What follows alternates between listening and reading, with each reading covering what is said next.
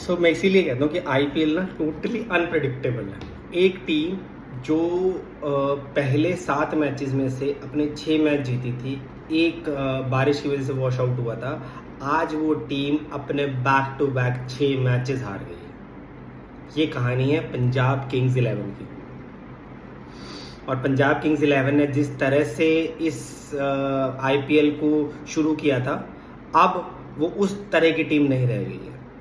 पहले 7 मैचेस के बाद ये लग रहा था कि पंजाब टीम इजीली क्वालिफाई कर जाएगी आईपीएल के प्लेऑफ के लिए, लेकिन अब तो उनके पहुंचने के भी लाले पड़ गए हैं। टॉप 4 में पहुंचने के लाले पड़ गए हैं। पहले 7 मैचेस से ये लग रहा था कि टॉप 2 में फिनिश करेगी, लेकिन अब आफ्टर 13th मैच उनके प्लेऑफ में पहुंचने के भी लाले पड़ गए हैं कि ऐसा लग रहा है कि प्लेऑफ में पहुंच पाएगी भी या नहीं पहुंच पाएगी।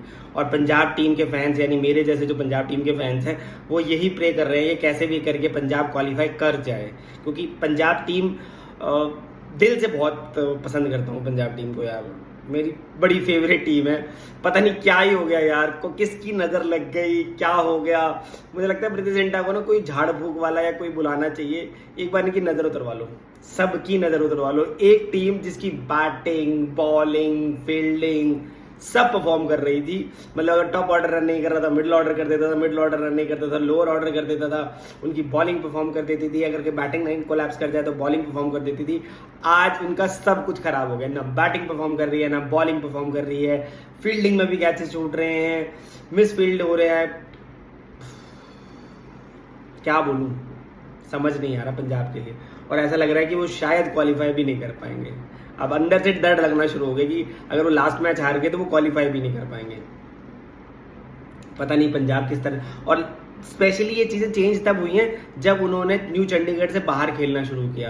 यानी जब उनका ग्राउंड जो है, होम ग्राउंड चेंज हुआ न्यू चंडीगढ़ से धर्मशाला, और धर्मशाला जैसे ग्राउंड चेंज हुआ वैसे ही चीज़ें बदल गई हैं। अभी धर्मशाला में वो पिछले 5 मैचेस खेले हैं, 5 के 5 हारे हैं, 5 के 5 हारे हैं धर्मशाला में वो। और लास्ट मैच भी उन्हें धर्मशाला में ही खेलना, और किसी हालत में भी वो जीतना है, तभी वो प्लेऑफ के लिए क्वालिफाई कर पाएंगे। तब भी उसमें कंडीशंस हैं, दूसरी टीम की रन रेट्स और दूसरी टीम कैसा परफॉर्म करती है। मैथमेटिकली चांसेस हो गए हैं पंजाब टीम किंग्स 11 के। जो टीम इजीली क्वालिफाई कर रही थी वो मैथमेटिकली पहुंचने की कगार पर आ गई है। मैच की बात करें तो कल पंजाब ने टॉस जीता और पहले फील्डिंग करने का फैसला किया। जो क्या कहूँगा मैं कि आरसीबी के लिए कल रजत पाटीदार नहीं खेले बिकॉज ऑफ कंकशन। उनको शायद कुछ प्रॉब्लम होगी थी जिसकी वजह से नहीं खेले। और जितेश शर्मा ने कैप्टनसी करी और ओपनिंग करने आए जेकब बैथल और विराट कोहली। जेकब बैथल का जल्दी ही आउट हो गए थे, लेकिन उसके बाद विराट कोहली और देवदत्त पट्टिकल ने बहुत अच्छे से बैटिंग की। विराट कोहली ने 58 रन किए, 37 बॉलों में 4 चौके और 3 छक्के, 156 की स्ट्राइक रेट। ये बंदा मैं क्या बोलूँ यार, ये बंदा 2015-16 की बात करूं तो वहां पे क्रिस गेल और एबी डिविलियर्स, फाफा डुप्लेसी, इन लोगों को compete कर रहा था। आज ये बंदा वैभव सूर्यवंशी, ऋतुराज गायकवाड़, साई सुदर्शन, शुभमन गिल, इन लोगों के साथ compete कर रहा, still he is in top. वो टॉप ऑरेंज कैप की कंटेंडर बना हुआ है जिस तरह से वो बैटिंग कर रहा है। ये सिर्फ और सिर्फ विराट कोहली की मेहनत है जो उन्होंने अपनी फिटनेस पे कर रखी है, और कुछ नहीं है, और डिसिप्लिन है। उसके बाद देवदत्त पट्टिकल ने 45 रन किए, 25 बॉलों पे 4 चौके और 3 छक्के। मतलब उन 4 चौके और 3 छक्के। वेंकटेश अय्यर 73 रन। वेंकटेश अय्यर को रजत पाटीदार की तरह का मौका मिला और उन्होंने इस मौके को पूरी तरह से भुनाया। उन्होंने 40 बॉलों पे 73 रन किए, 8 चौके और 4 छक्के। नीचे आके टिम डेविड ने 28 रन किए, 12 बॉलों में 2 चौके और 2 छक्के, जिसकी वजह से आरसीबी 222 तक पहुंच पाई 4 विकेट के नुकसान पर। और उसके अगेंस्ट जो एज यूजुअल आरसीबी की बॉलिंग है, वो स्टार्टिंग में ही वो डेंट दे देते हैं, और वो डेंट देने का सबसे इंपॉर्टेंट काम करते हैं भुवनेश्वर कुमार। उन्होंने पहले प्रियांश आर्या को आउट किया और प्रभ सिमरन को आउट कर दिया, और दोनों ही कुछ नहीं कर पाए। प्रियांश आर्या 0 रन बनाए 3 बॉलों पर, और प्रभ सिमरन ने 2 रन बनाए 5 बॉलों पर। और उसके बाद रसिक सलाम ने श्रेयस अय्यर को भी जल्दी आउट कर दिया। तो उनके अगर मैं बोलूं तो 19 रन पर ही 3 आउट हो गए थे। और उसके बाद कोई टीम एक्सपेक्ट कर रही थी कि वो 222 चेस कर पाएंगे। बहुत मुश्किल था वो 222 चेस करना, लेकिन श्रेयांश हेगड़े ने और मार्कस टॉयने से थोड़ी एक पार्टनरशिप करी, और श्रेयांश हेगड़े भी 35 रन बनाकर 22 बॉलों पर आउट हो गए, 2 चौके 2 छक्के। मार्कस टॉयने ने 37 रन मारे 25 बॉलों में 5 चौके, कोई छक्का नहीं, 148 के साइड। जो मैच में जो वापस लेके आए ना वो शशांक सिंह थे, जिन्होंने 56 रन के 27 बॉलों में 4 चौके 4 छक्के 207 की स्ट्राइक रेट के साथ एक बारी को पंजाब को 75 रन चाहिए थे 5 ओवर में और वो बनते थे।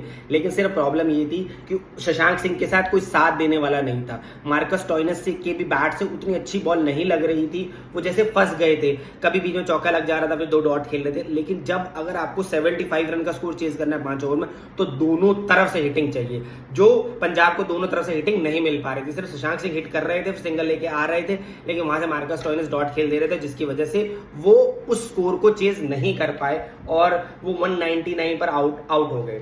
अगर बात करूं तो भुवनेश्वर का 4 over 38 run 2 wicket, Josh Hazlewood 4 over 36 run 1 wicket, Rasikh Salam 4 over 36 run 3 wicket, Suyansh 4 over 50 run 1 wicket, Romario Shepherd ने 1 ओवर के 8 रन दिए 1 विकेट, कुणाल पांड्या ने 3 ओवर के 27 रन दिए।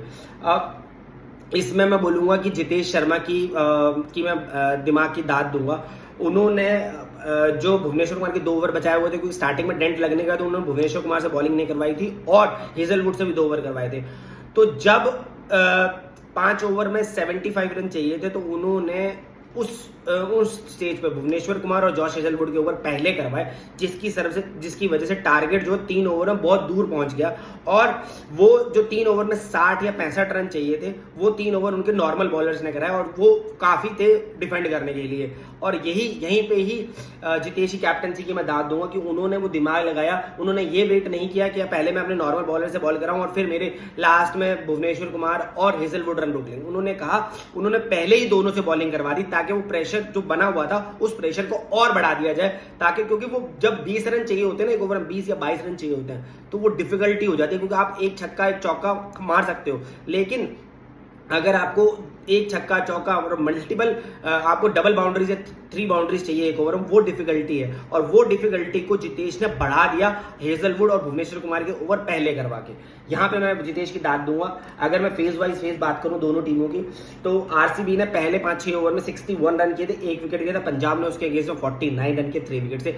यहीं पे ही पंजाब आरसीबी से पीछे हो गई थी और कैचअप करने की सिचुएशन में आ गई थी, लेकिन उन्होंने मिडिल ओवर्स में कैचअप कर लिया था। उन्होंने 107 रन किए थे, आरसीबी ने 2 विकेट गिरे थे, पंजाब ने 111 रन किए 3 विकेट किए। जो फाइनल ओवर्स में डेंट चाहिए था, जो फाइनल ओवर्स में आरसीबी ने हिटिंग करी 54 रन की 1 विकेट रन देके, वो पंजाब नहीं कर पाई। पंजाब ने सिर्फ 39 रन किए 3 विकेट पे। अगर मैं सिक्सेस की बात करूं तो आरसीबी ने 12 छक्के मारे, पंजाब ने 10 छक्के मारे। बाउंड्रीज 20 चौके आरसीबी ने मारे, 16 चौके पंजाब ने मारे। Boundaries run in boundary score 152 run किए आरसीबी ने और 124 रन किए पंजाब ने। तो यही एक डिफरेंस था जो पंजाब और आरसीबी के विनिंग का डिफरेंस रह गया। और अगर मैं बोलूं तो सिर्फ 23 रन के डिफरेंस से पंजाब हारी है और इस हार की वजह से पंजाब अब प्लेऑफ की दौड़ से बाहर भी हो सकती है। जहां पर वो टॉप 2 में फिनिश करने वाली थी, अब वो टॉप 4 में भी फिनिश ना करे, ये भी हो सकता है, क्योंकि उनका सिर्फ एक ही मैच बाकी है और वो भी 12 पॉइंट पर है। और बाकी अदर टीमों के काफी मैचेस पड़े हुए हैं जो उस टीम को क्वालिफाई कर सकते हैं। अभी सिर्फ एक ही टीम है जो प्लेऑफ के लिए क्वालिफाई हुई है, वो है आरसीबी। उसके अलावा 7 टीमें बनी हुई हैं टॉप 3 पोजीशंस के लिए, और स्पेशली जो एक पोजीशन बची हुई है टॉप 2 में। टॉप 2 के लिए आरसीबी ने क्वालिफाई ऑलमोस्ट कर दिया है, क्योंकि अभी कोई भी टीम 18 पॉइंट तक नहीं पहुंच सकती और आरसीबी इजीली 18 पॉइंट तक पहुंच गई। उनका एक मैच बाकी है, अगर वो मैच वो जीत जाते हैं तो वो 20 पॉइंट्स पे पहुंच जाएंगे और वो इजीली क्वालिफाई कर जाएंगे टॉप 2 कंटेंडर्स के लिए। और वो कर भी गए हैं टॉप 2 कंटेंडर्स के लिए, मेरे को लगता है। अब एक पोजीशन जो टॉप 2 में बची हुई है और 2 पोजीशन जो टॉप 3 और 4 की बची हुई है। इस 3 स्पॉट्स के लिए फाइट चल रही है 7 टीमों में। बाकी 2 टीमें मुंबई इंडियंस और एलएसजी, वो दोनों बाहर हो चुकी हैं। उसके अलावा 7 टीमें जो क्वालिफाई करने की दौड़ में बनी हुई हैं, जिसमें से एक राजस्थान है, सनराइजर हैदराबाद है, पंजाब किंग्स है, चेन्नई सुपर किंग्स है, दिल्ली कैपिटल्स है और कोलकाता नाइट राइडर्स है। ये सारी टीमें बनी हुई हैं इस कंटेंडर में कि वो टॉप 3 की पोजीशंस जो बची हुई हैं उसको हासिल करने के लिए। और पंजाब ने जिस तरह से पिछले 6 मैचेस खेले हैं, मुझे नहीं लगता कि वो अब लास्ट मैच उस तरह से खेल सकते हैं। अगर उनको लास्ट मैच जीतना है तो उनके ऑल डिपार्टमेंट्स को फायर करना पड़ेगा और विद रन रेट।